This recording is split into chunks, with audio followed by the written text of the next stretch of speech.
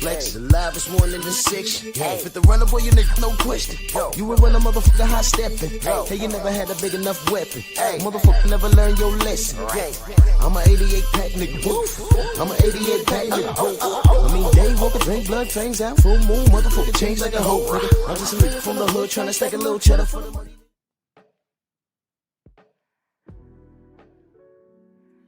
Yeah, buddy.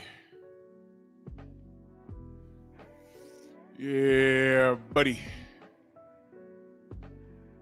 Lightweight. Lightweight, baby. Drew Titan Bronson on deck. Shout out to the mighty LDBC. Bear with me, ladies and gentlemen. I am not feeling too well. But I got to talk this boxing content, man. I got to give y'all this content, man. I got to do that. Yeah. Let's do this roll call real quick. We're going to get right into the meat and potatoes. Stormy, I sent you the link, brother. You know, I'm dealing with a lot behind the scenes, but, you know, we here. Mark Wunderlich, Mac of the South, Stormy B-Man in the building 3 times, Kawhi Elliott, Bionic Prince, Nada 86, man. Salute to you in that super chat. Much love. He said, salute June, salute to the mighty LDBC, salute to you. Rod Neal, salute, good brother. Jimmy Bernard, Derek Gaines, the legend, Jose Diaz, 88 Sports Talk. Come on in, smash the like button. I need everybody to do me this solid. You know, first order of business. That is the link to Bear Cave Entertainment. I need everybody to go subscribe to the Bear Cave Entertainment, man. That is my nerd channel, but I'm also triple casting over there. I'm on the Painful Excellence podcast right now. I'm also streaming from Bear Cave. You know, this is what we do. Yeah, I'm trying to get that channel up to 500. You know, we need if you ain't been paying attention to what's going on in the realm of YouTube, we need all the support we can get. I'm going to do a fair use on Pep Talk probably tomorrow night in reference to what's been going on. Everything that I talk about here is true. And the clowns at Google, they effed with the wrong one. And yeah, I'll talk more about it tomorrow. Salute to Mr. Lattimore. Yes, sir. The real OG, Mr. Martin, the building. Salute to you, man. Thank you for all your support, man. Salute. Trade out of dreams. Salute, good brother. Yes, sir. You gotta forgive me, ladies and gentlemen. I am not feeling well, but I'm here. And let's talk some boxing. Let's just get straight to it, man. Dirt Gang Boss, salute. If I miss you in the chat, know that I love you. Let me pull this up real quick. All right. Now, let's get to it, man. Okay. Now, look. Fabio Wardley. Is he next up? Let's talk about what we like. And I'm not going to say what we don't like. Let's talk about what we like and give an honest assessment on what we see. And based off of what we like and what we see, where can he potentially go? Eric Jordan, salute to you.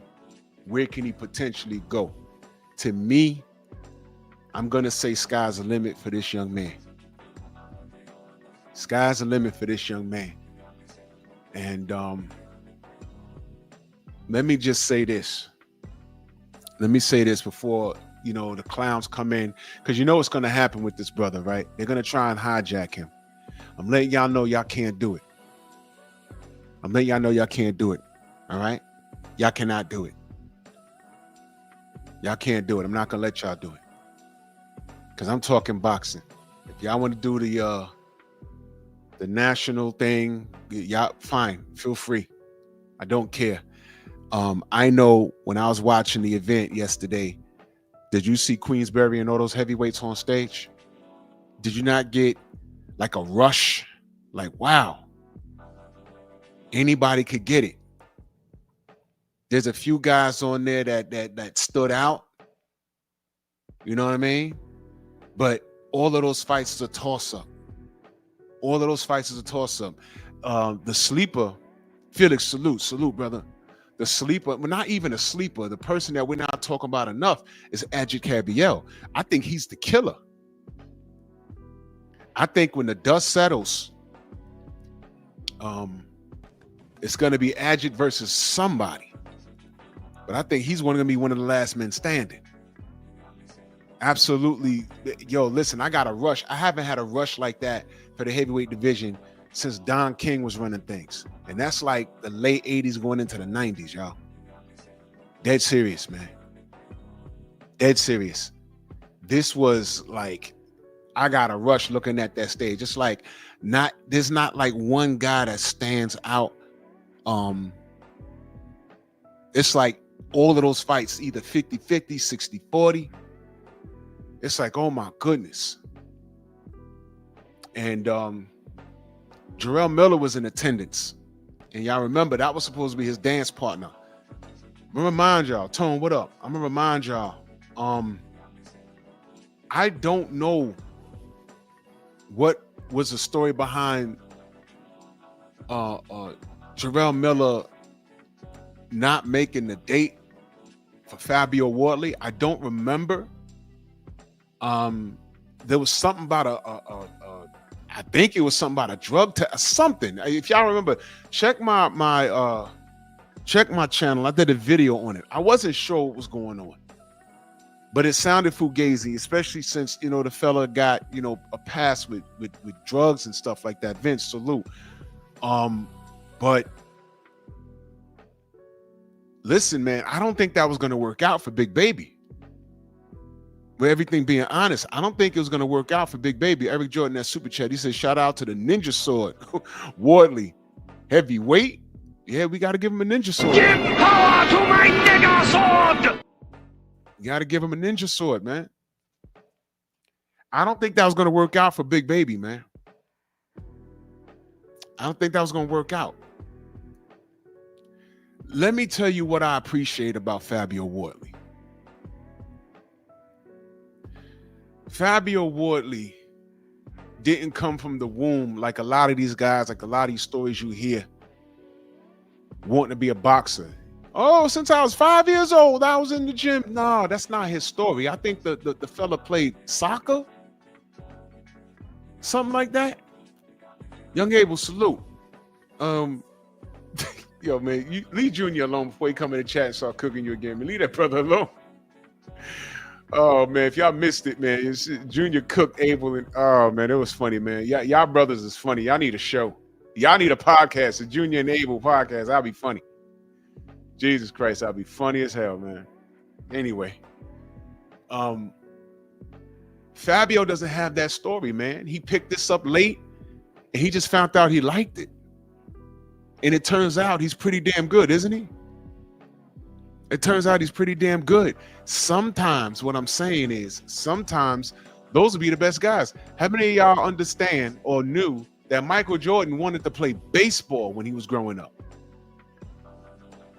You want to play basketball? He got cut from his team. Michael Jordan got cut. I think he was in high school and got cut. He got cut.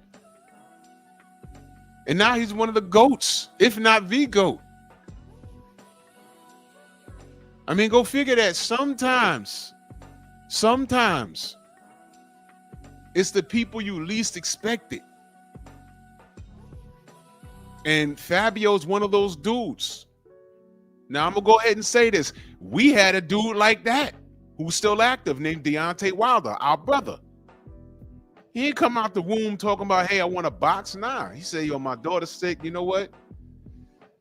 It's the only thing I know how to do that'll get these bills paid. And he was so damn good that the industry had to do what they did to him. You understand? So, you know, this is one of those things, you know, luckily for Fabio, I don't think, now it's boxing and he's not white. But I don't think that he'll have to worry about what Deontay had to worry about because he's on that side of the pond. You understand what I'm saying? So, I mean, look, man, you might be looking at a gem right here.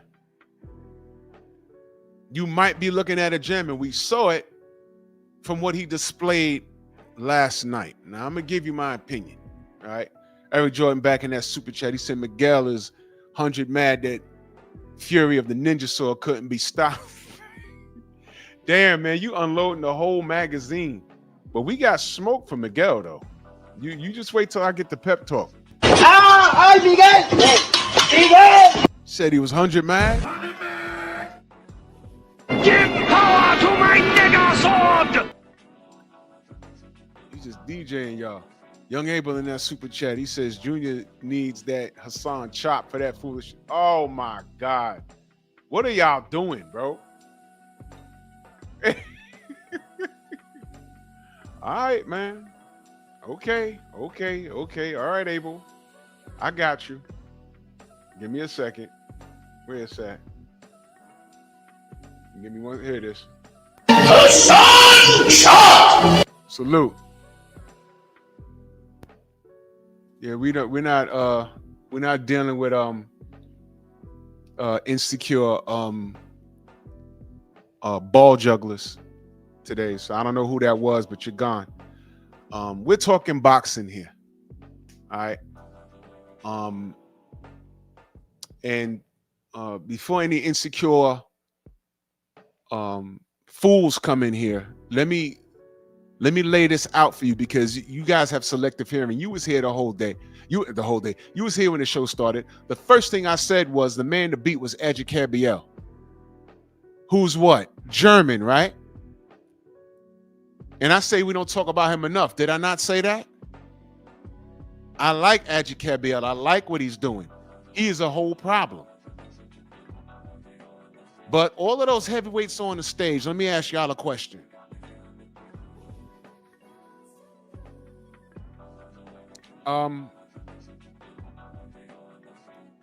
Was Edgy not the only white guy there? Wait a minute. And I said that he's the biggest problem on the stage. And all of them are fighting for the right to fight the Ukrainian.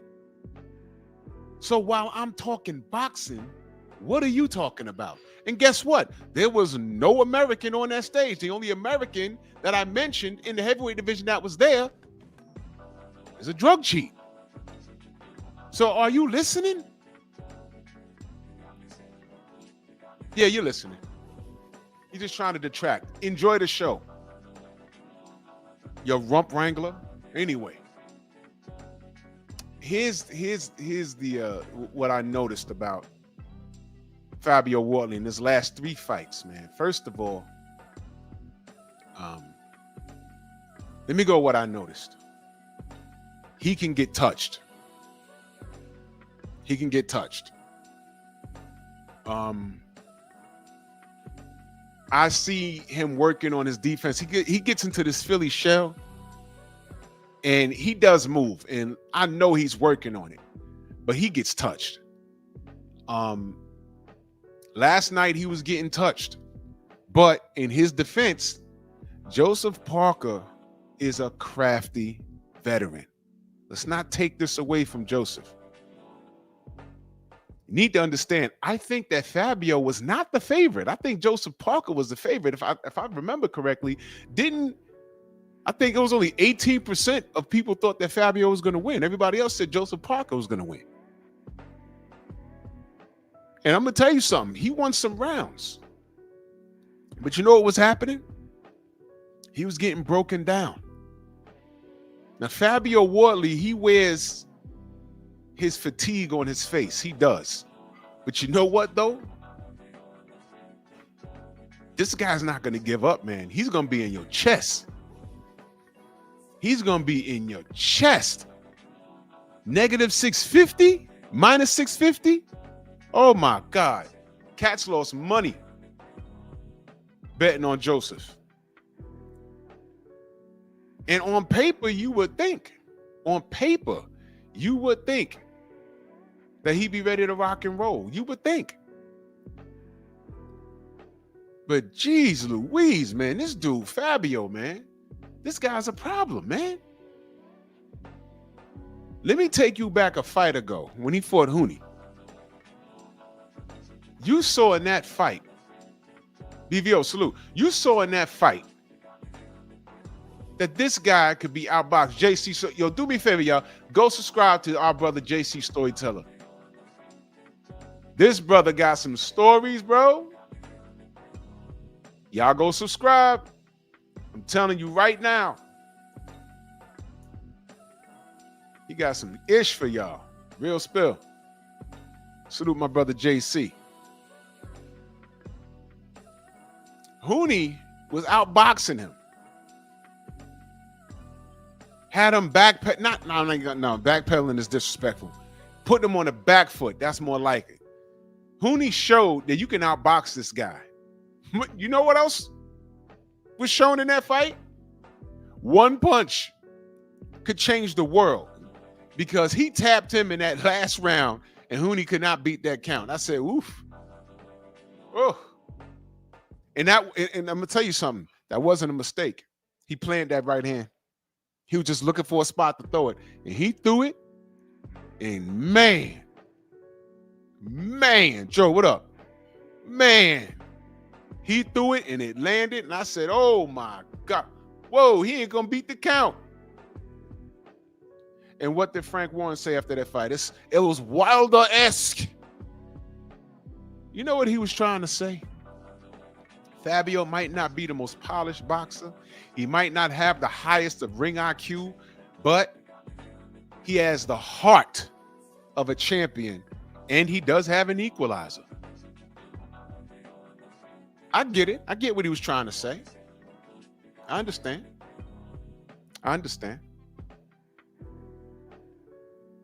So now Fabio Wardley gets into this fight with Joseph Parker. What they were trying to do was line him up to fight Alexander Usyk.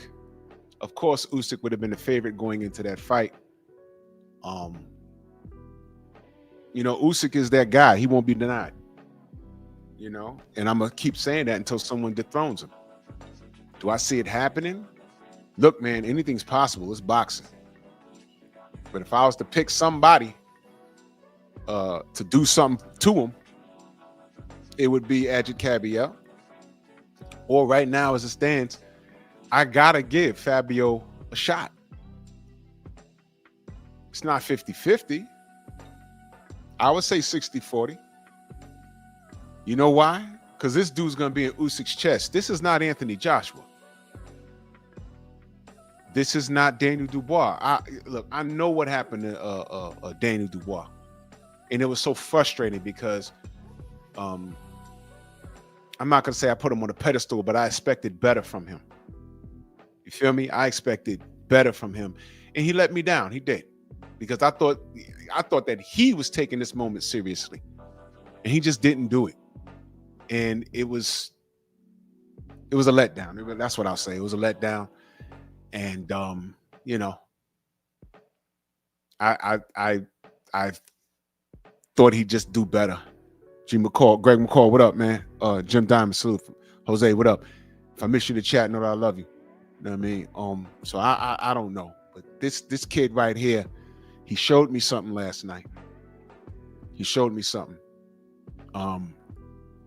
He showed a chin. Because Parker's not no power puncher, but Parker's that dude came in at 260. First of all, that was too big. I don't care what anyone says. He was too big. They spoke to his trainer. And yeah, Felix, that was crazy. Yeah, they spoke to his trainer and he just said, hey man, that's just how it ended up. No, it's not, bro. I didn't like that response. D, what up? I did not like that response.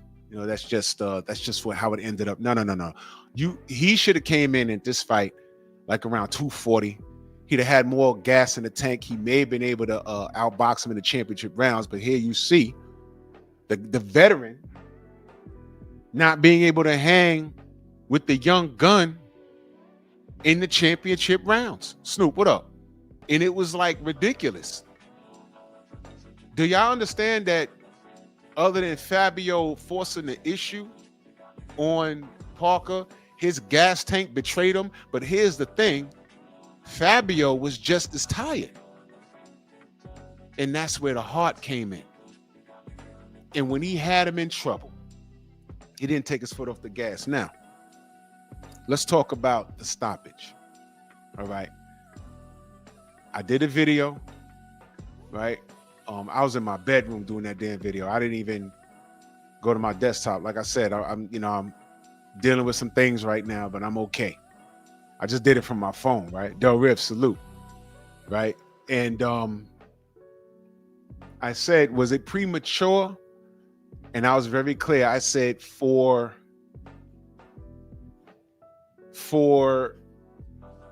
Parker, yes. And I'm going to say this. For Parker, yes. Because we've seen him get knocked on his ass by Zilly Zhang twice. We've seen him get knocked. He fell in another fight too. And we've seen him hurt versus not Derek Chisora. We've seen him hurt versus Dillian White. And we've seen him come back. So on the outside, as it's happening in real time, I'm saying to myself, well, maybe the ref could have let it go a little longer. But here's the flip side.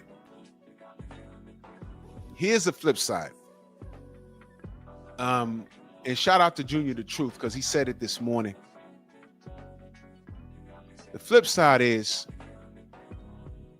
if Joseph Parker's talking crazy in the next 2 years, it's going to be hard to determine which fight that did him, other than the last fight he had where he was in serious trouble. And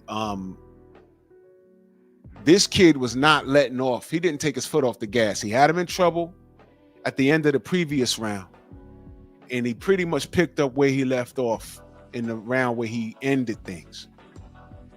Now, Parker, I want y'all, this is something I had to go back and do after I did my video. I want y'all to count the unanswered punches. That's something that referees are trained to look at. There was like about 10 unanswered punches, and then Parker tried to counter and throw 2. Didn't really do anything, and then it was back to business, and the ref just felt for his safety, War Report, salute, for his safety, he felt the need to stop the fight before things got out of hand. That's how he can articulate it. Now, some people might not agree, but I'm saying I understand both ends. You're looking out for the safety of the fighter. And I see my brother War Report says they padded Wardley's knockout record. I mean, you could say that. I could say that if they let it go, could it be that Parker could have had a comeback, a second win, or it had gotten worse for him? We don't know. Convos with Cam, salute. We don't know. But we'll never know now.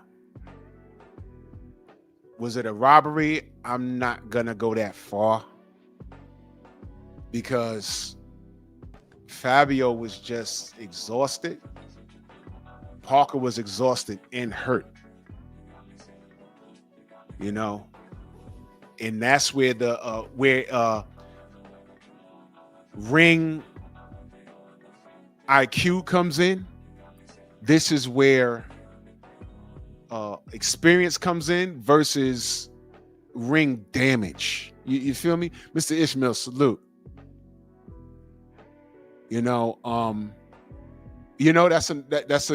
That's something else. I neglected to talk about. War Report.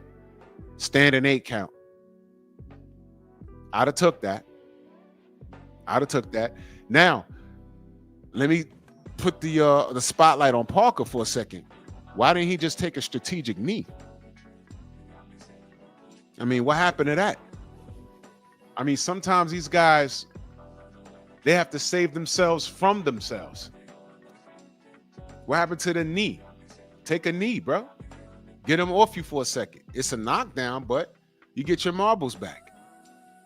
What happened to clinching? We was talking about that in Junior's chat earlier this morning. And then I thought about it. Mansa Musa, salute. Then I thought about it. I don't recall, and y'all educate me if I'm off on this. I don't recall Joseph Parker ever clinching, even when he's been in trouble. How does this man not know how to clinch? What is that? I mean, there's certain things that when the dust settled and after I did the video, because that normally happens. If a fight just happens, I just put out my thoughts when it's fresh, and then a lot of times, you know, I'll second think something like, well, you know, when I let it marinate and I rewatch it or whatever. I don't recall Joseph Parker being in trouble. I've seen him in trouble several times, but I don't recall a clinch. He always tries to fight his way out of a tough spot, and you know, you can get hurt like that.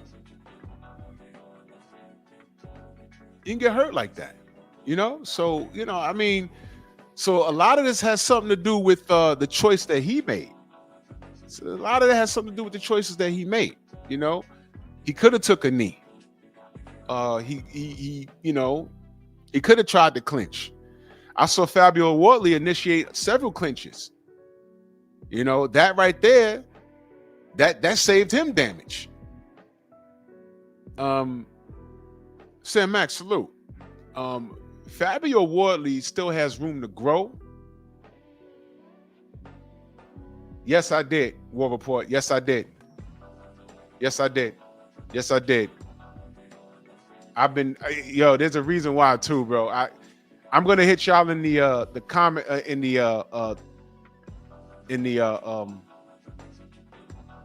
why am I having a brain fart, y'all? There's a reason why. On the Instagram, because I've been dealing with some stuff, y'all. So I missed the Junior Fall fight. I did. But I saw this one. Fabio Wardley, I want y'all to understand, down the stretch, he dictated this pace. Like he was the veteran, is what I'm saying.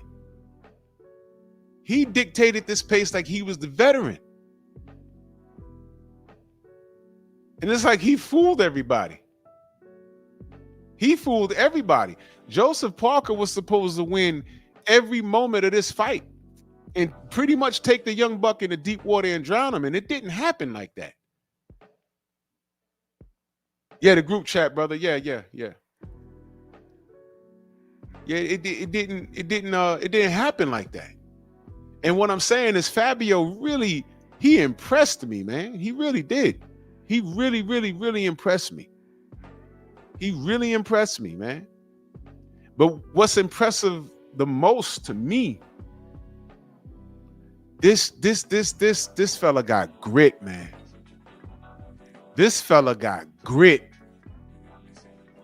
And that grit, what I want y'all to understand is many times that grit could be the deciding factor.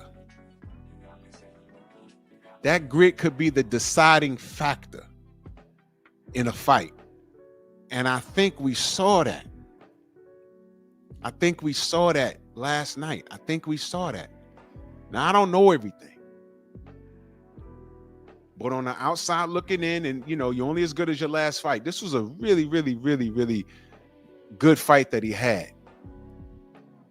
But if I was to pick a fighter out of all of those guys standing on that stage, I think the X factor that he has is his grit, man.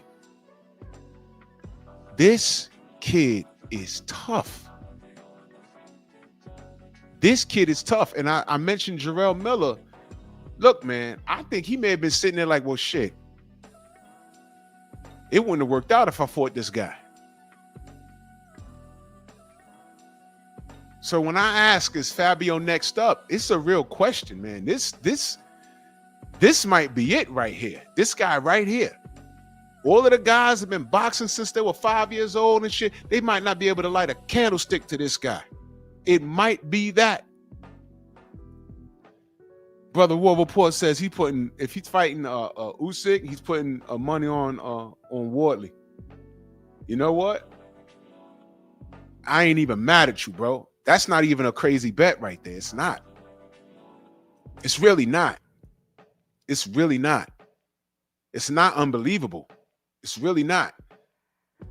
Because all of those guys on the stage, I mean, think back, if y'all saw it, think back when, and you know what? You got to tip your hat to Queensberry. They got the heavyweight division on lock. And you saw the big boys on the stage, all right?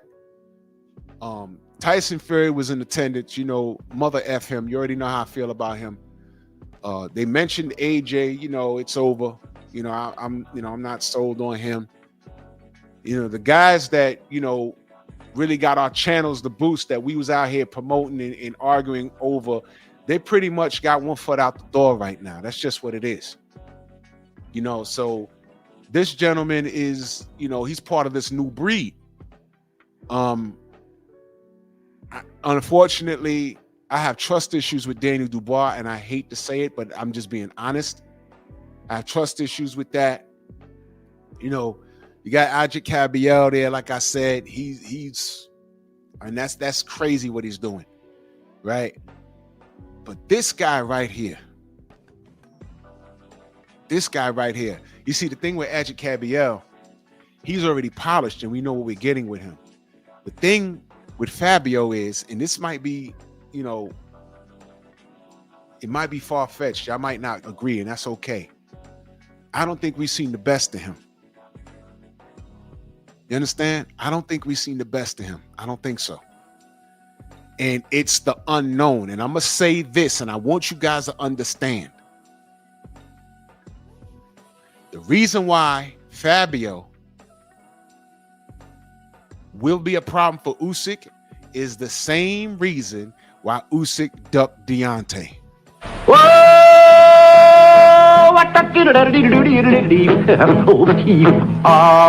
What? You heard me correctly. You heard me correctly. Don't make me revisit it. Usyk ducked Deontay, but he was in a position where he didn't have to fight him, and nobody would have held him accountable. Nobody would hold him accountable, but he said it. He ducked Deontay. That happened. And the reason why he ducked Deontay was because stylistically, this wasn't AJ, where he was getting a straight up robotic guy that was pretty much a punching bag. This wasn't Tyson Fury, which was the same thing. Not on drugs. He's just a 6'9" punching bag, and he can't bust a grape. Deontay is tall. He's awkward, and that right hand could come from anywhere. Whether it's straight down the pike or clubbing, it could hurt him. That's why he didn't fight Deontay. Now here's the problem. He faces those same attributes. Well, similar, not the same, but similar with Wardley. Similar, not the same, similar. Similar. David Scott, salute. Todd Swindle, salute.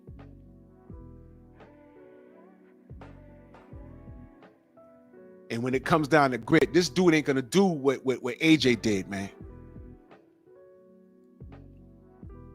I don't think he's gonna hurt. I don't think Usyk could hurt Wardley like how he hurt an unfocused Daniel Dubois and Tyson Fury off the drugs. This kid is an athlete for real. He's not chiseled like an AJ. He ain't got like the bodybuilder physique. Lost with real Baltimore in the building. Salute. Real Baltimore. This guy, but he's an athlete nonetheless. The kid is 6'5". What is a solid 240, 250? Solid? Dare I say, if Usyk is going to have a bad night against anybody, it's Fabio Wardley. Now look. Yeah, Mr. Ishmael, I made a short about that. Why are you gonna fight Wilder? Usyk's response was because. I was like, oh wow, that's your answer? Oof. Okay. dare I say, stylistically, and I know it's hard because it's difficult for people to understand. Big Tim, salute. It's difficult for people to understand. Because Usyk is that dude.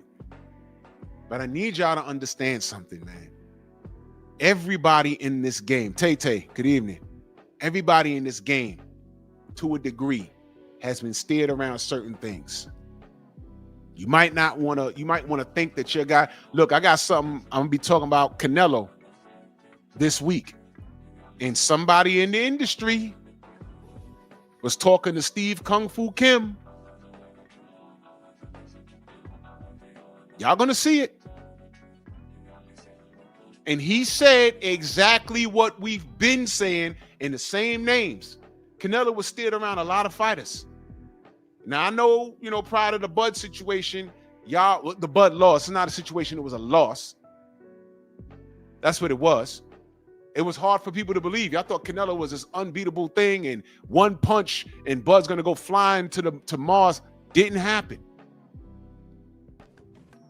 I stood here and I said, yo, Bud is all wrong for this guy. That's what I said. And look, the disclaimer is it's boxing. He could go in there and land something and Bud go flying. That could happen, but I don't think he's wrong for him. And that's what happened. Y'all gonna see it. Usyk is beatable. And who said that? Let me scroll up. World Report, he said Usyk has issues with dogs. Chisora, bro. Chisora was his first fight at heavyweight, I think, right?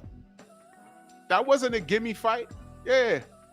King G, what up, brother? Salute. Boxologist in the building. John Pound, salute. He got a problem with dogs. Del Boy was in his chest.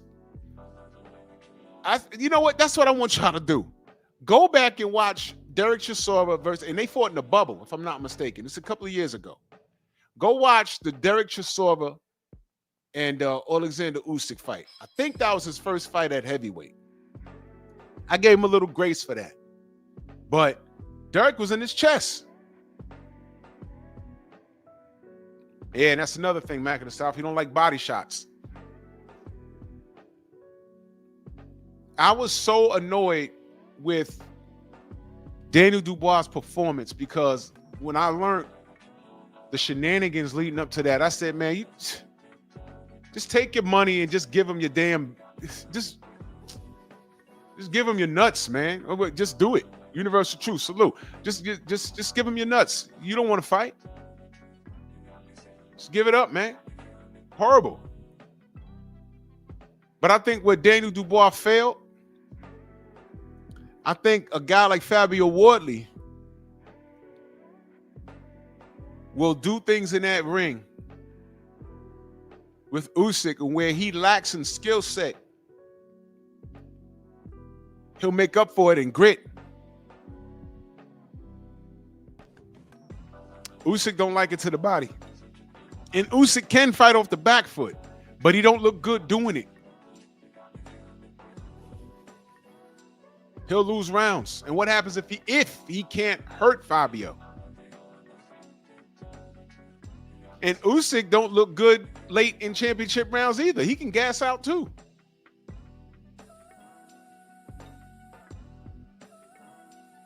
I mean, this is a real possibility, y'all. A possibility. I'm not saying he beats Usyk. I'm saying it's a possibility. This young man might be up next, man. I mean, this is listen, man. Sensei always tells y'all, watch boxing, man. Watch boxing. When I saw that stage, I ain't gotta like Frank Warren. When I saw that stage, though, I was like, bro, this is what I'm talking about. And if this man's saying he gonna give us the fights, this is what all these guys need to be mixing it up. This is what I'm talking about, man. That's all I want, man. That's all I want. I could have been top ranked doing that. I don't care. Give me what I want as a supporter of the sport, man. What's the problem?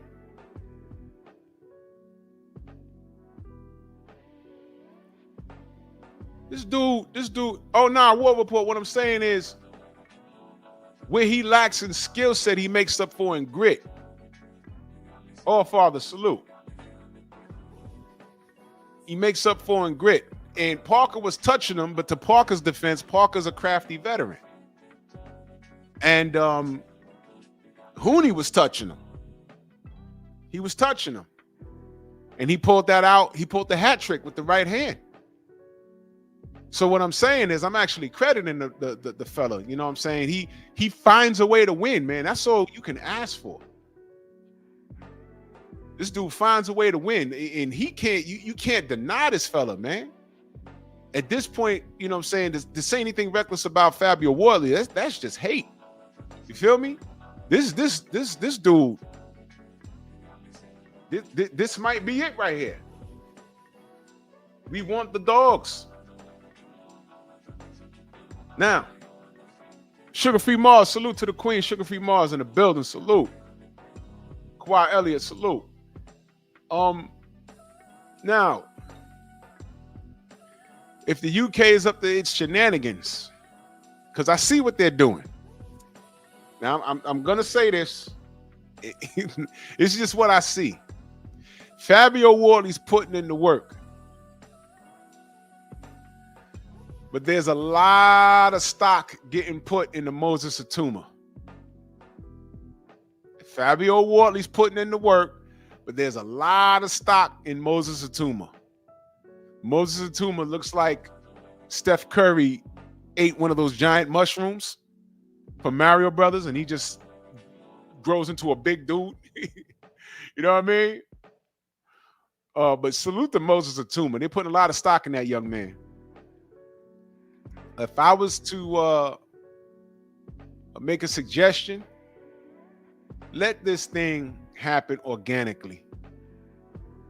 Don't feed us Moses Atuma if he's not ready. Don't put him in a way of anything where, you know, you could offset his shit.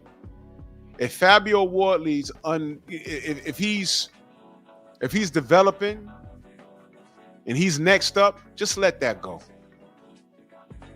Look, I know Moses Atuma's a shade lighter. He got got the curly hair going on. I understand. This is what black folk do. This is what we do. I get it.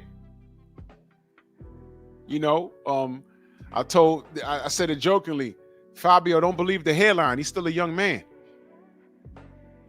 It's okay. It's okay.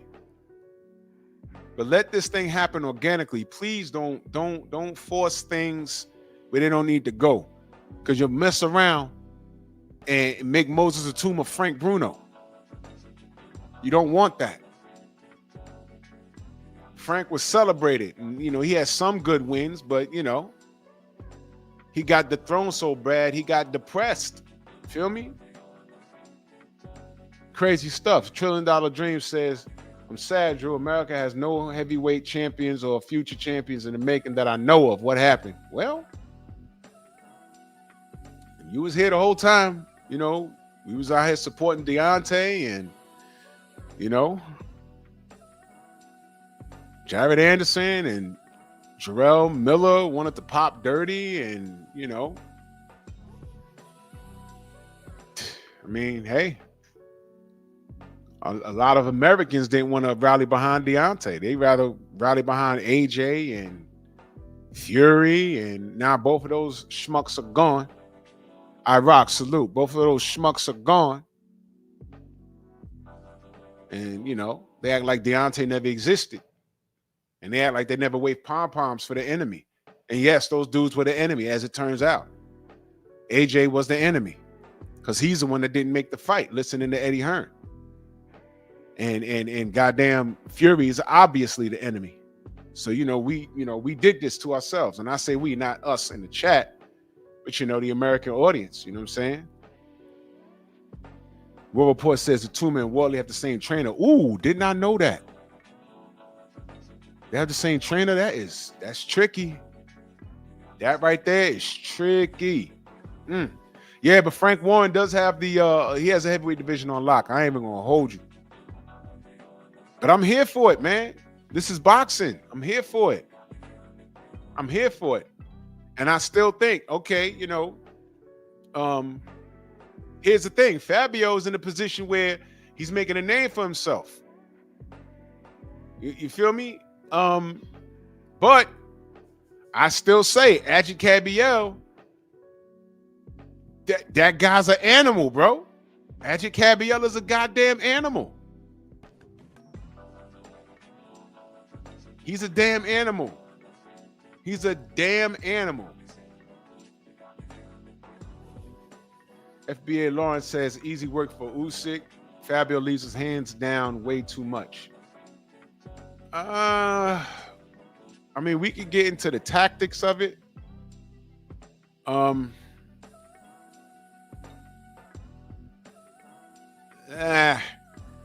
Every fighter don't fight fighters the same. You know, there's things that Usyk did with AJ that he didn't do with Fury. You know what I mean? So I think I think if they sign that fight, that would be you know, a little more. I'd have to look at what Usyk does. See, Usyk has a deeper resume and he's seen more things than Fabio Wardley. So that's where the IQ comes in at. So off the back, I would understand if someone picks Usyk, and I ain't mad at that. I'm just saying that Fabio has that grit factor where he comes in, don't have the high enough IQ. You know what I'm saying? He might not have the same foot placement, but he got an equalizer and he's just tough and he's all over you. That's what the Rocky movies was about. Apollo made the Italian Stallion, you know, to sell some seats and, you know, bring up this, you know, Italian guy from Philly and, you know, really on paper didn't belong in the ring with Apollo, but then he found out that this dude was all wrong for him. And you saw that in Rocky too. Apollo was like, yeah, I want the rematch. But then when he kicked everyone out the office, his trainer said, yo, I don't like this fight, champ. He said, why? He said, he kept coming. Remember that scene? He kept coming, champ. Which means all the lateral movement, the lead right hands, the jabs and everything else didn't matter. Rocky kept coming. And that's what he didn't like. And he lost the rematch. See, the Rocky movies, if you look past the fight choreography and just listen to the story, it actually makes sense. And that's what Rocky was about. He was not as talented as Apollo. He wasn't as big as Apollo, but he had grit. And he had a second more heart. 1 second.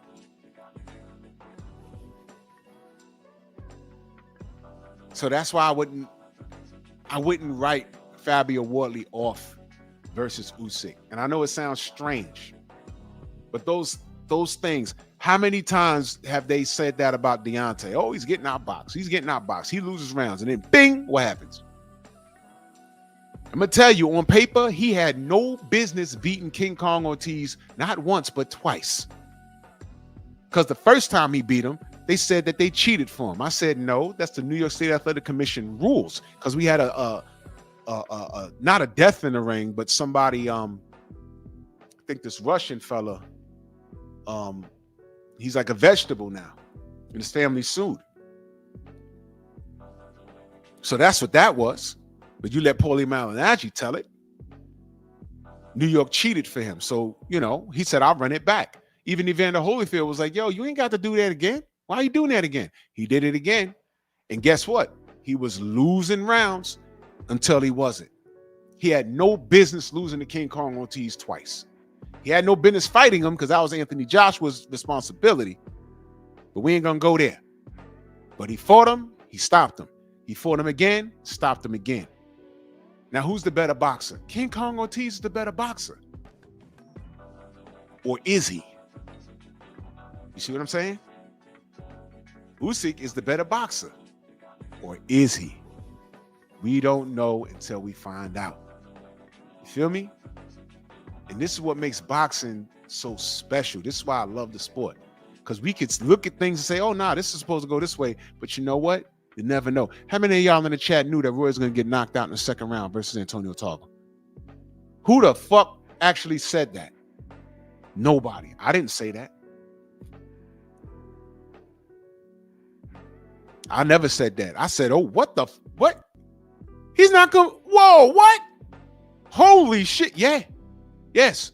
Which one of y'all thought that Buster Douglas was going to knock out Mike Tyson? Now watch this. How many of y'all, well, one of the people, or a few of the people, saying that Mike, oh man, he was goofing around. He didn't have no corner.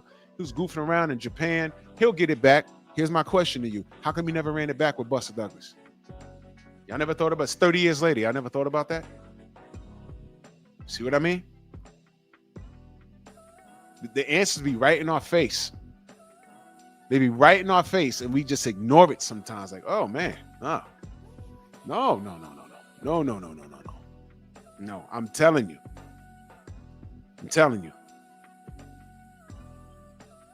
Boxing is a strange thing. Adjit Cabello versus Frankie Sanchez. Well, I was like, man, look, Frankie next up. I think he's younger than King Kong Ortiz, but he's a big, strong man. I met him face to face. He about 6'4". Hands up like boulders. I said, yeah, man, this guy, he got the tools, man. He's gonna be a problem. How do you say hold my beer in German? That's what Adjit Cabello did. He came in there and bodied him. And not one of you mofos said get it back in blood. Yeah, I'm taking notes. Has Frankie Sanchez fought since then? He had to have. But he never ran that Adjit Cabello smoke back. See what I mean? Boxing can be the unexpected. It could definitely be the unexpected. I'll tell you what I knew, though. Adjit Cabello, when he signed to fight Zhilei Zhang, I said, you know what? I don't think I'm betting to get this guy, man. There's something with this dude. He's like a tank. It's like a German tank. He kept walking forward and boom, he was fighting Big Bang Zhang in the pocket too. Boom, boom, boom, boom. And I noticed he was tearing his ribs up. He started getting red and Zhang started getting frustrated. Next thing you know, he's dropping him. I'm like, ooh, this dude's a murderer. Yeah, man. The Queen Shaquilla Fields in that super chat. Salute to you, Queen. She says, adding a little color to the chat. LDBC Strong. Salute to you, Queen. I appreciate you. I appreciate you. Thank you so much.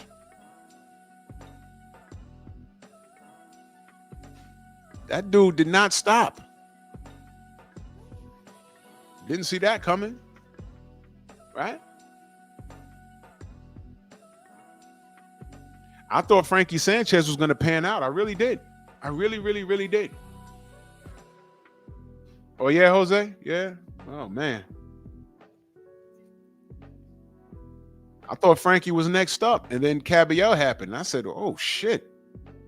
Let me pay attention to this guy.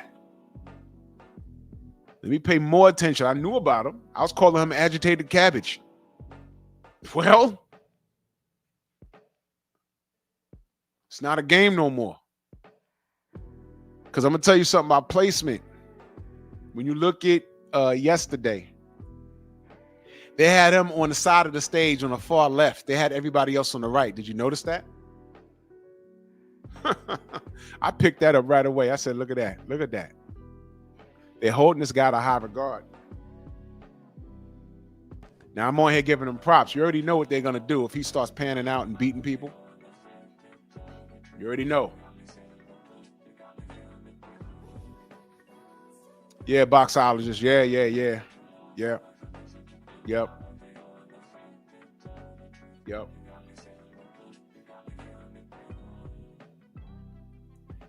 I would say the heavyweight division's in great hands.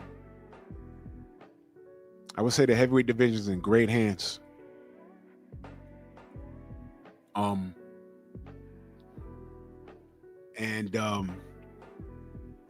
just going to enjoy watching it. Dead serious. I'm going to enjoy watching it because, dig this here, man. Isaiah, salute.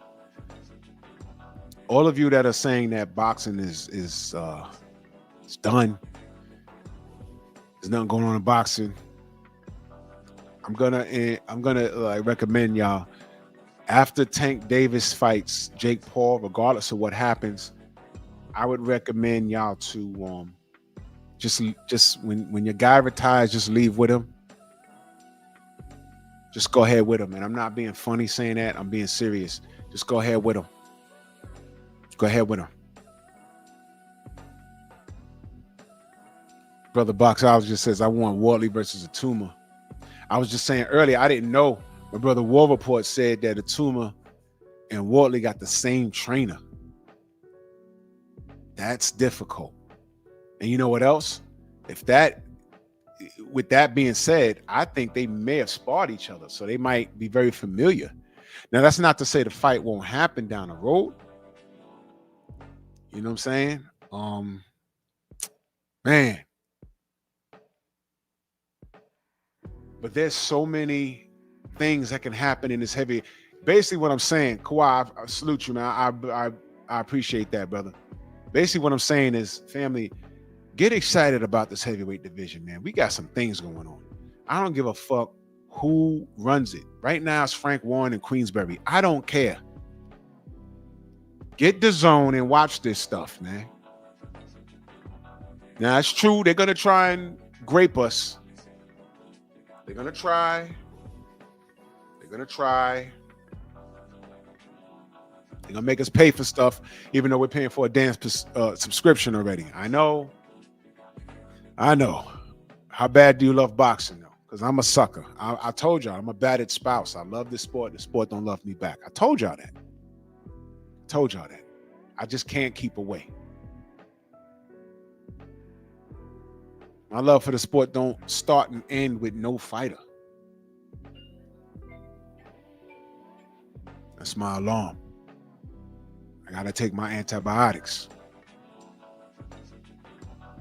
Hold on a second.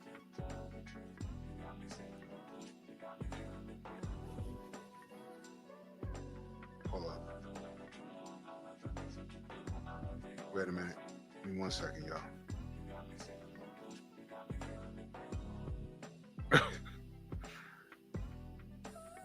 Hold on. War Report, you in the chat still, brother?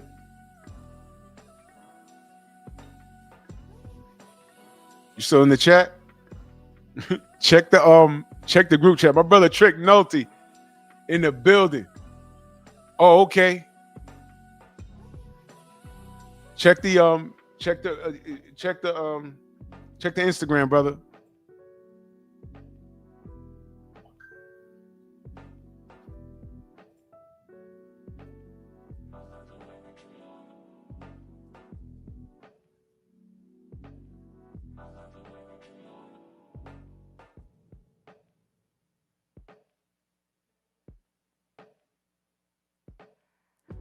Yep. Yeah, you reading it right, bro. I sent the Trick. Yep.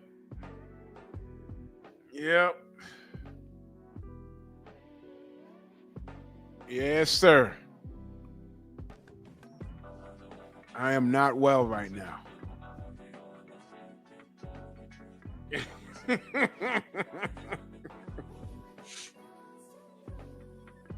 Dead serious, bro.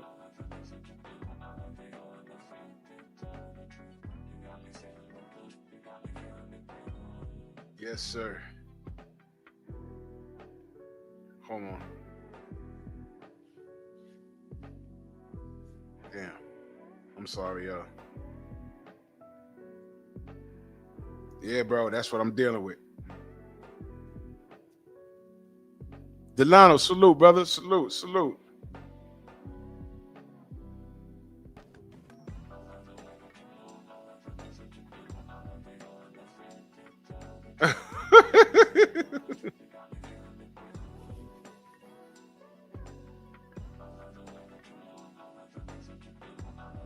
Yep. I'm waiting for Trick to get here.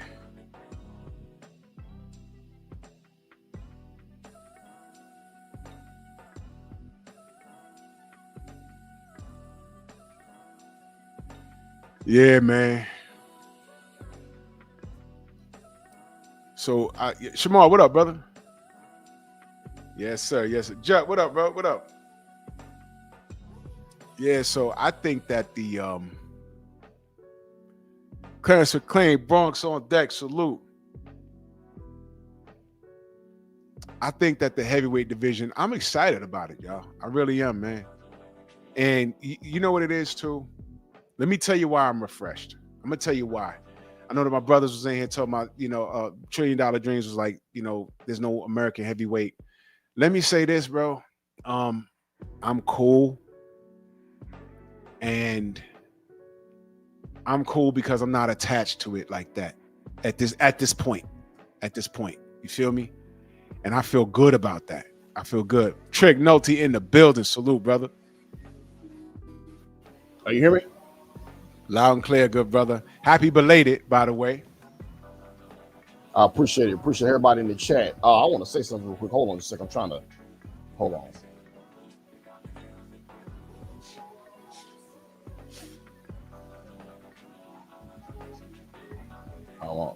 I'm trying to. Got two things playing in the background. Can you hear me, Drew? Yeah, loud and clear. Yeah, I want to say something real quick. Yes, Fabio Wardley and Moses Atama, they do have the same trainer, but it can be done. Think about this. Back in the Gap, and I don't know if a lot of people remember this. Remember, Don Turner was trained in Holyfield and Michael Grant. And it got to. So my question is, which one of them guys is Michael Grant? Which one of them guys is Evander Holyfield? Because Don Turner said if Lennox Lewis, if Lennox Lewis and Holyfield fight, he's not trained in Holyfield. He's gonna train Michael Grant, and he trained Michael Grant for the fight. And Tommy Brooks trained Holyfield for the first Evander Holyfield and Lennox Lewis fight. So it can be done. It's just whatever the trainer want to do to make a decision on who he's gonna train. Oh, but I mean, which direction you go? If you let's say he says, all right, I'm gonna go with Fabio. That's what I'm saying. So which one? So put it this way: what I'm trying to say is, which one of them is Holyfield and which one of them is Lennox Lewis? That's what I'm trying to say.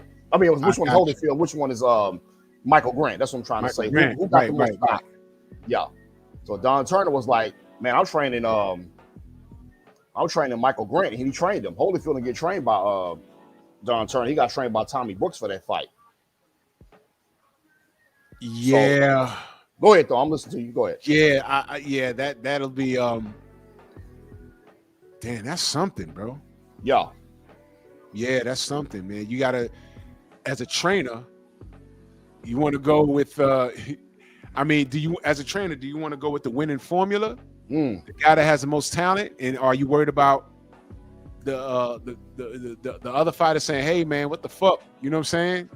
You ain't got no faith in me, or is it just you just scoffing up the business? You know what I mean? Because somebody gonna get a shot first. It's coming, and the trainer gonna have to make a decision. And after that fight, I don't think Don Turner trained Holyfield ever again after that. Yeah, that's a tough spot as a trainer to be in, man. That's very tough. And sooner or later, the rumors going to start coming out. It's what I've been kind of told. Sooner or later, this rumors going to start coming out on who been getting their ass whooped in sparring when they spar. Yeah. It's coming. Yeah. It's coming, bro. It's coming. Yeah. So that's a tough pickle there, man. And yeah, the War Report is right. Yeah, they got the same trainer. But like I say, if Frank Warren get a call today or tomorrow, hey, I need one of these guys to fight Usyk. Just say next. Which one it's gonna be? Frank Warren gonna be put in a tough position too. You want to go with the fighter with the grit, like Wardley, or you want to go with the fighter Atama, who's got the style that everybody likes, going in there seek and destroy, but he's never been tested. He's never that right. There you go. He ain't been tested. We pretty much know what we got with Wardley when it comes down to being a dog. Right. And I said earlier, I don't think we still seen the best of him, We don't know that with a tumor right now. I'm not saying he don't have it. Right. I'm just saying we haven't seen it yet. You know what I mean?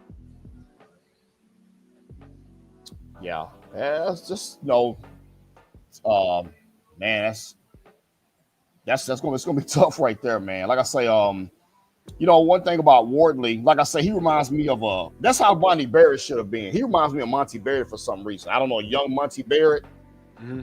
But Monty Barrett was fighting on forum, man. He was, whooping people on forum and stuff like that. And I think once he lost, I'm not saying he wasn't the same fighter, but he was in there with some tough guys, though, But I like Fabio Wardley. I just, I listened to one guy was saying, well, he keeps his hands down. I mean, he gonna, that's the next fight coming up. I'm sure he's gonna get back into the gym and work on that, Because, Joseph Parker, I don't think he feared Joseph Parker's punching power. I think Parker did hurt him a couple of times in the fight.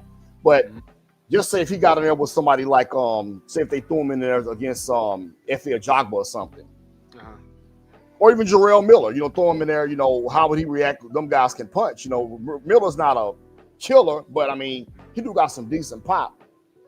But just throw him in there with a killer, which I don't think they're going to do. But, yeah, Delani, I can't 7'5", 7'7". Yeah, Wardley got some decent skills that can get away with this heavyweight.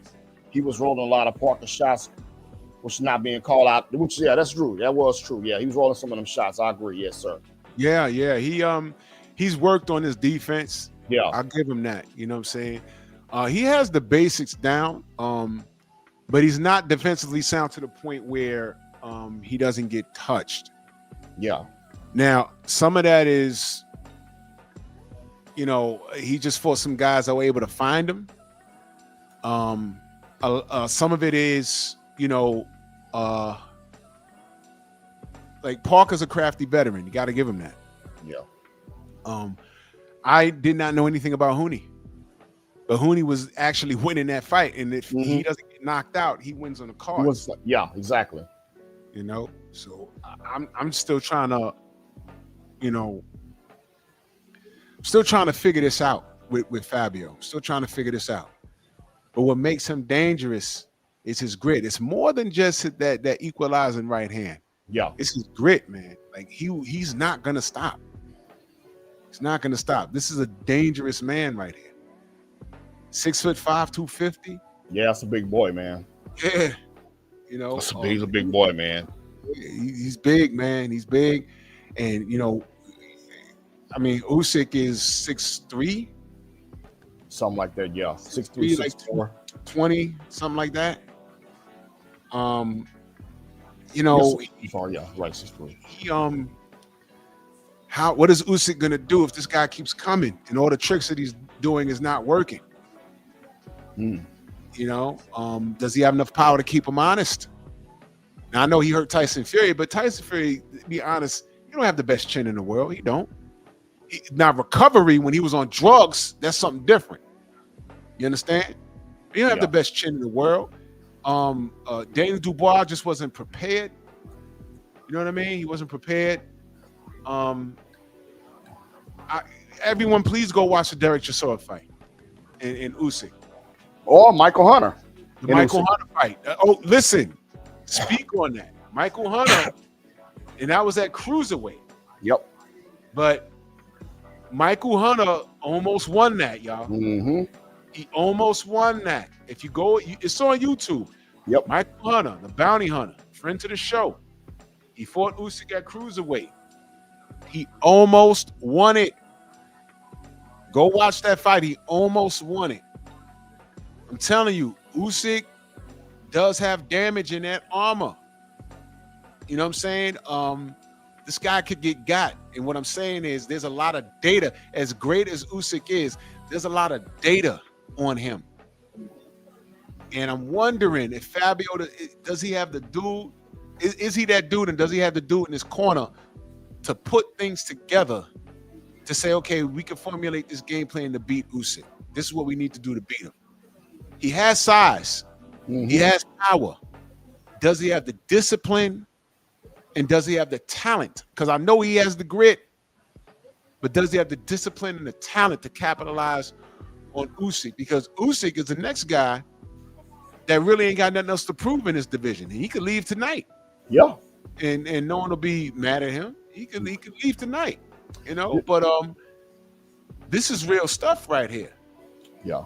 And my thing with Usyk, like, ain't the most powerful puncher, but what gives a lot of fighters problems with Usyk's problems is his footwork. You know, he's never still.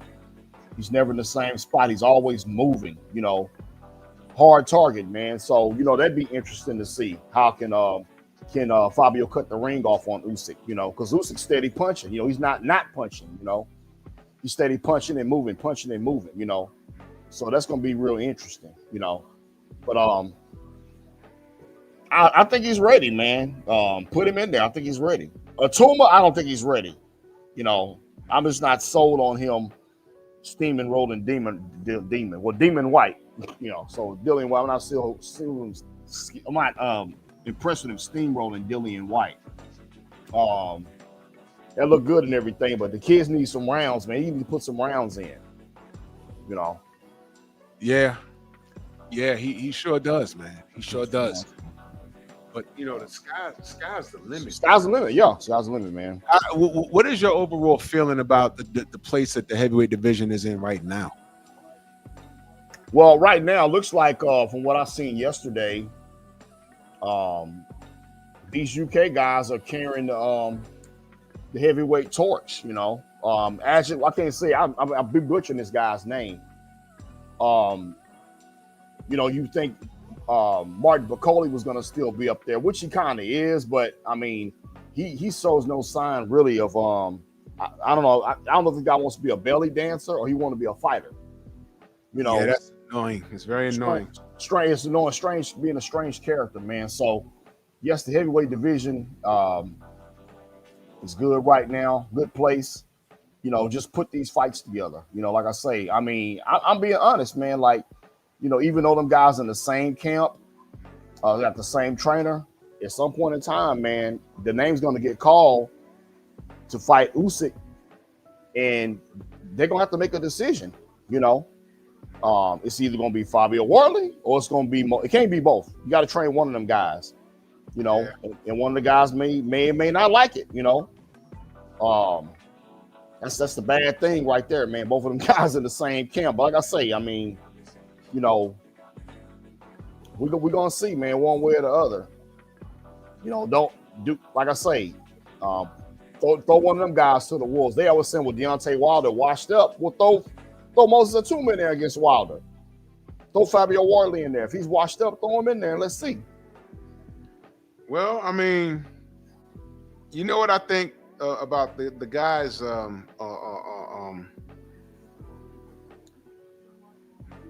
You know what I think about the guys. Oops, I don't unsent something. My bad. The guys in the UK, they know what time it is with Deontay. Yeah.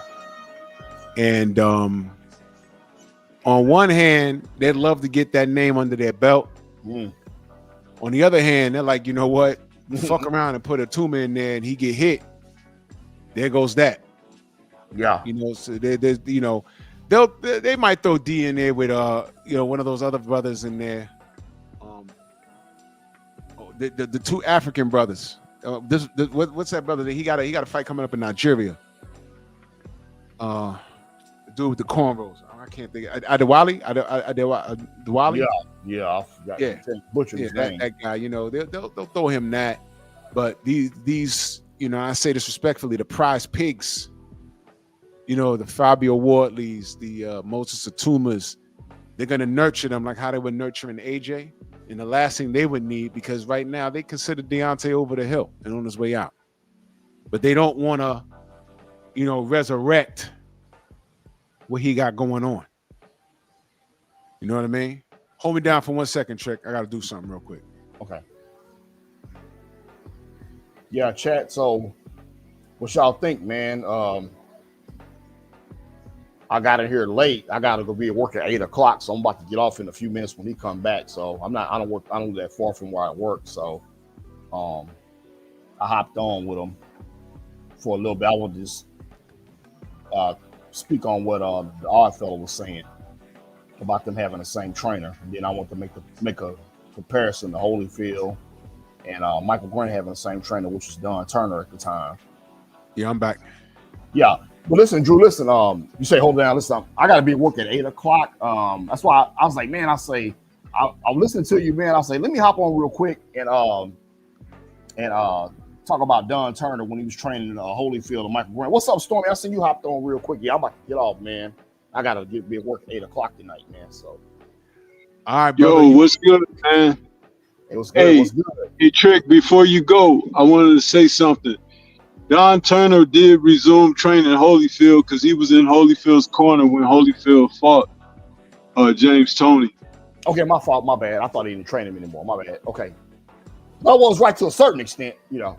Yeah. No, it's not that you were wrong. It's like he wasn't working with Holyfield for that little bit of time, but he did resume, working with him when Holyfield went in there against James Toney. In fact, he was the one that threw the towel in and stopped the fight. Holyfield was mad at him for doing so.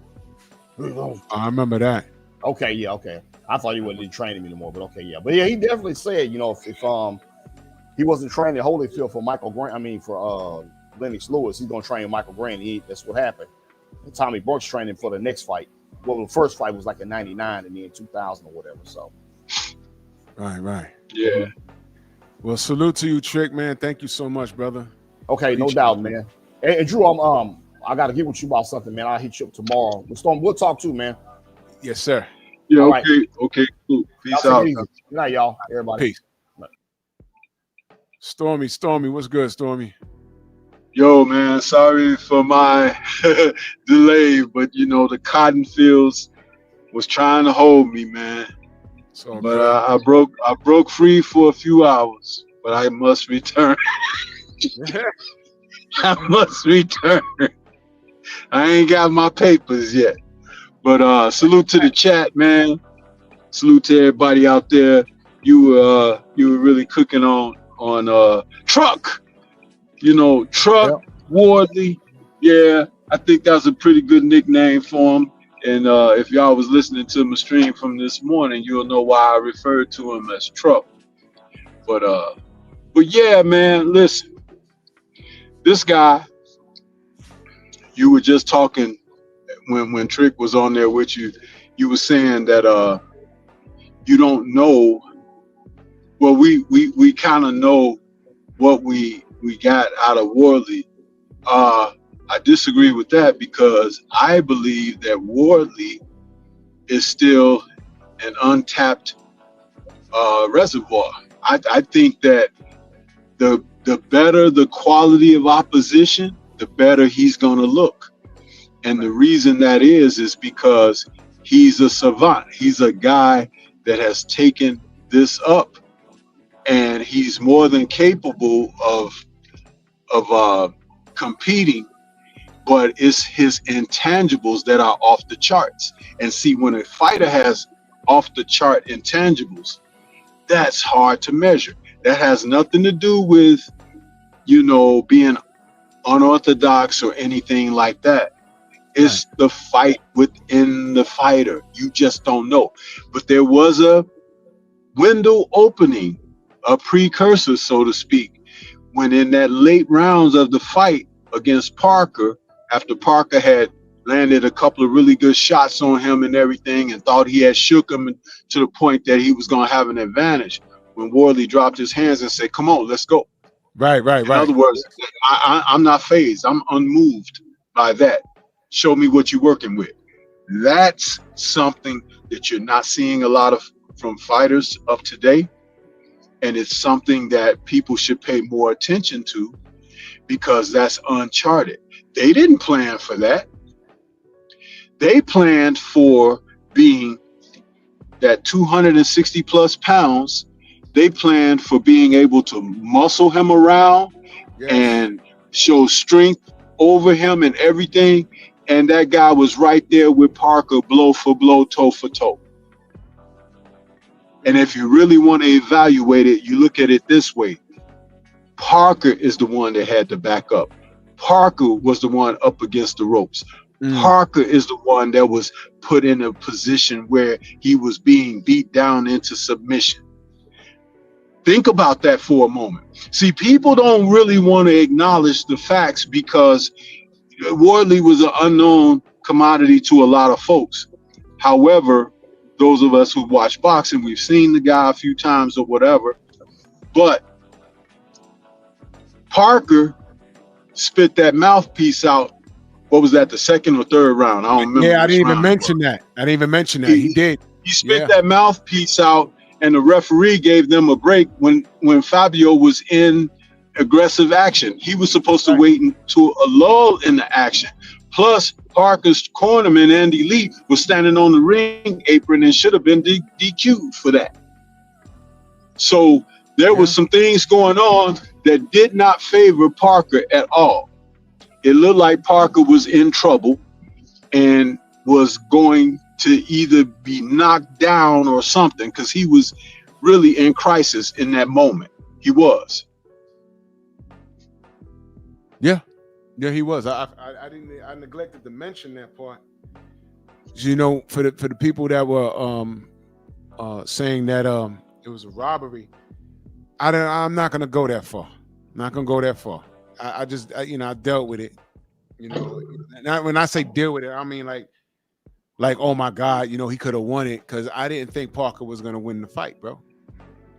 I didn't think he was gonna win the fight, and it came. Like I said, in the championship rounds, the champion looked more like Fabio, because he was forcing the issue, he was backing him up, and he knew the task.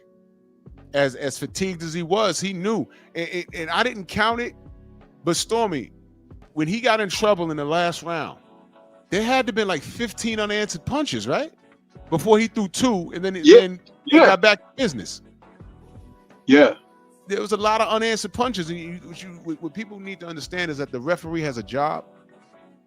And they are... And he was in crisis again. Even though all the punches weren't landing, Fabio was not going to stop. And that's the thing. You see, when the ref jumped in and waved it off, he collapsed to the floor like out of joy and anxiety because of what he was expending. But he would have punched at that man until the man either fell, quit, or the referee stopped it. Yeah, that's what people don't understand. And he has never been taxed as far as his stamina is concerned in a fight. He's never been taxed. He's been competing the entire time. Yeah. You're talking about a guy, dude, whatever kind of injury he sustained in that first fight against Fraze Clark with the bridge of his nose, that was a horrible injury to his nose, because it really has never healed. It's, you know, it's scar tissue there and discoloration, but with the kind of break or whatever that was, breach, whatever you want to call it, you have to understand, when he was bleeding from that, he was bleeding 2 places. He was bleeding from the outside and he was bleeding on the inside, like through the nasal cavity, which really inhibits your breathing altogether. Yeah. And the man never stopped. He was fighting like nothing was wrong. Yeah.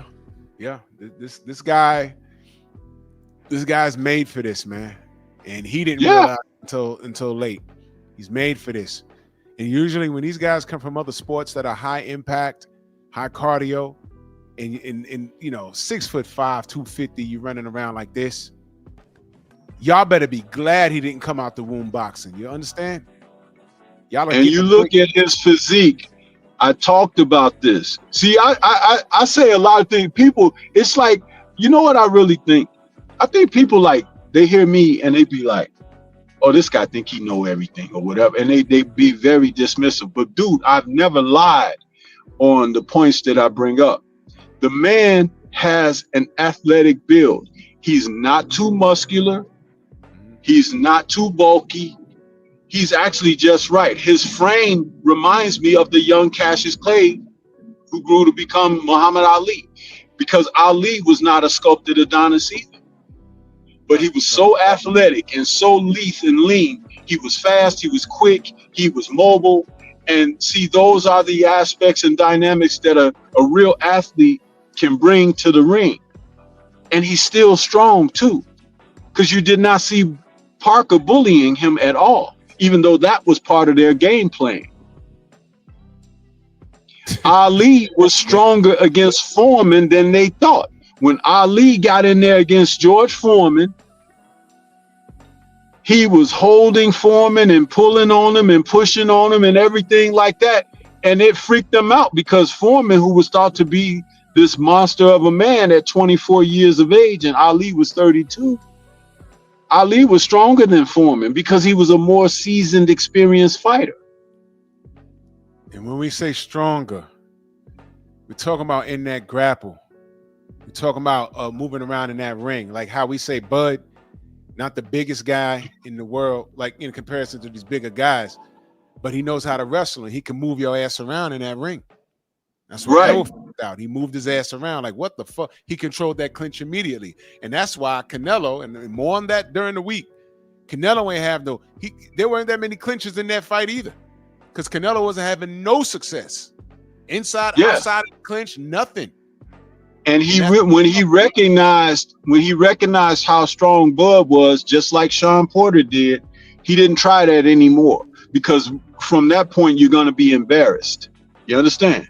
It's like you know, like say you a guy that in playing basketball and you like to play in the paint, but you go and you make your little moves in the paint and do your little layups and stuff like that, but you get a guy who's a real good defender and he catch you in that paint, and the next thing you know,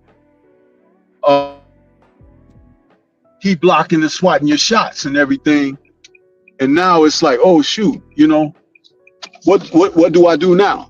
You know what I'm saying? And then it's like, oh, you're intimidated now, so you're not gonna go in there and do your little layups and stuff, because this dude is swatting everything that you bring. So now you're kind of like, okay, I'm gonna shoot my mid-range, or I'm gonna shoot my my jumper. You're gonna stay out of the paint. You know, that's what happened when they run across Patrick Ewing or Akeem Olajuwon down there in that pole in that paint. Yep. This is science, man. Real quick, because I'm fading right now. You know why I'm fading. Yeah, I understand. The heavyweight division, your thoughts on the heavyweight division right now? Well, one of my videos that I did earlier in the week talked about the resurgence of the heavyweight division, starting with the fight with Parker and Wardley. That was my video I did first in the week. I said that this could provide a resurgence to the heavyweight division, because I knew that Wardley was going to be successful, and that was going to put to bed a guy who thought he was due a title shot. On what merit was Joseph Parker due a title shot? I would like someone to clearly define that for me. That's a good question. Because beating the fighters that he beat, and the way that he won the fights, and the way that he found those opponents, I disagree with that. But I'll say this. I'll say that if he really wanted to test himself, he should have fought Adji Cabiel. Right. But they figured that Cabiel was a little bit more of a tougher task than Wardley was. But it turned out that blew up in his face, because Wardley was and always is going to be a dark horse, because he's got that thing that, like I said, that's untapped. At least with Cabiel, there are aspects of you watch him and you can box him. You can box with him. Yes, he'll work the inside. Yes, he's got great body punching and stuff like that. But there are things you could do to offset that. Like Larry Holmes used to say, a jab stops all that. A jab will break all that up. But we don't have anybody out there right now in the heavyweight division with the accursed, feared jab. We don't have anyone out there like that right now. So True there's story. no real boxer out there taking it to the max in that regard. So they have to rely on other things. And just because you have a power punch, that doesn't guarantee you any success. Because first of all, you'll need to be able to get it off, to get it to land. And second of all, you need to be worried about everything else that counters the power. So you could be a one-dimensional guy. You know how we talk about Pitbull Cruz being a one-dimensional fighter? There's a lot of heavyweights out there that are one-dimensional. And Yeah. they looking to land the bomb, and sometimes the bomb never comes. Yeah. And when you talk about these heavily muscled guys, or these guys who are out of shape and overweight and fat, a guy like Fabio is going to best them because he's in shape and he's raring to go. And he's shown that he has a beard. He could take a shot. How many people are going to be in there with him going blow for blow, toe for toe, and can't take it like he could take it? Bro, I And said can't take what he's dishing out. dishing out. I had said earlier, Big Baby was in there. He getting lined up for one of those guys on Frank Warren's stage because, you know, for the payday. But I bet he's like saying to himself, man, I'm glad I ain't, whatever happened, I'm glad I ain't fight this guy right here. Because Fabio was going to hurt him. Yeah. Fabio was going to hurt him, man. I'm saying that for real, man. Like, no bullshit. Fabio was going to hurt Big Baby, man. Not like how Dubois just outboxed him and stopped him, hustled him down the stretch. Fabio was going to hurt him. Like, imagine Big Baby getting caught clean and all 300 pounds falling on the floor. That type of shit. Badly. And you know, when he goes to the canvas, you know he's not going to get up, right? No, not at all, man. Not at all. Well, yo, I got two things will send him to the canvas. Two things will send him to the canvas. Either somebody beating the crap out of him and they wear him down to the point where psychologically and mentally he caves in and goes to the canvas because he knows he can't win. Or he gets to a point in the fight where his conditioning and everything is tapped, and then that's it. Yeah. Either or, when he hits that canvas, he ain't getting up. Right. It's crazy. Well, yo, I gotta pack this up. I gotta go lay down. Yes, sir. Yeah, I understand, bro. I'm just sorry I was a little late, you know, but yeah. Nah, duty calls, man. I appreciate you, man. Yo, salute to y'all. Venmo, Zelle, Cash App, Super Chat. I might go live tomorrow. I might not. I'm not sure. I'm dealing with a lot of shit right now, y'all. But you know, we'll see. We'll see. But salute to everybody in the Venmo, the Zelle, the Cash App, the Super Chat. Much love and appreciation. Yo, man, Bronx on deck. Love y'all. Move! Why are you gay? Who says I'm gay? You are gay.